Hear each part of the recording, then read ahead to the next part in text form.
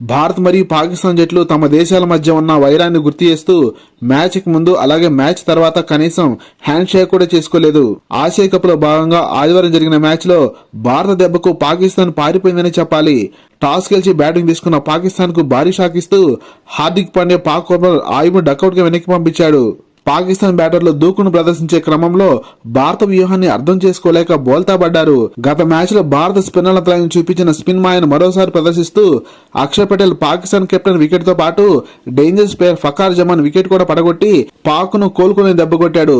మరోపక్క పాక్ ఓపెనర్ ఫర్హాన్ 40 పరుగులతో ఒంటరి పోరాటం చేసినప్పటికీ Indian magical spinner Kuldeep Yadav ప్రత్యర్థి మిడిల్ ఆర్డర్ ను కకాబేకలు చేశాడు. 100 పరుగుల్లోపే పరిమితమేలా కనిపించిన పాకిస్తాన్ చివరిలో షాహీన్ అఫ్రిది అజేయంగా 4 సిక్సర్లు కొట్టడంతో ఆ జట్టు 20 ఓవర్లలో 9 వికెట్ల నష్టానికి 127 పరుగులు చేయగలిగింది.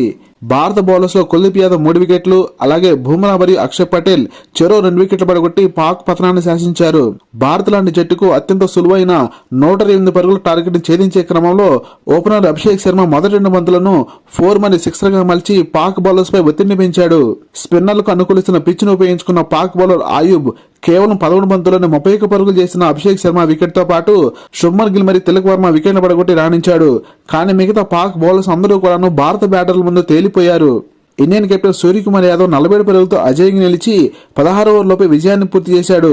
Indian spinner Kuldeep Yadav player of the match award అందుకున్నాడు. లేటెస్ట్ క్రికెట్ అప్డేట్స్ కోసం వీడియో లైక్ చేసి ఛానల్ సబ్స్క్రైబ్ చేసి ఆశిస్తున్నాం. Thank you for watching.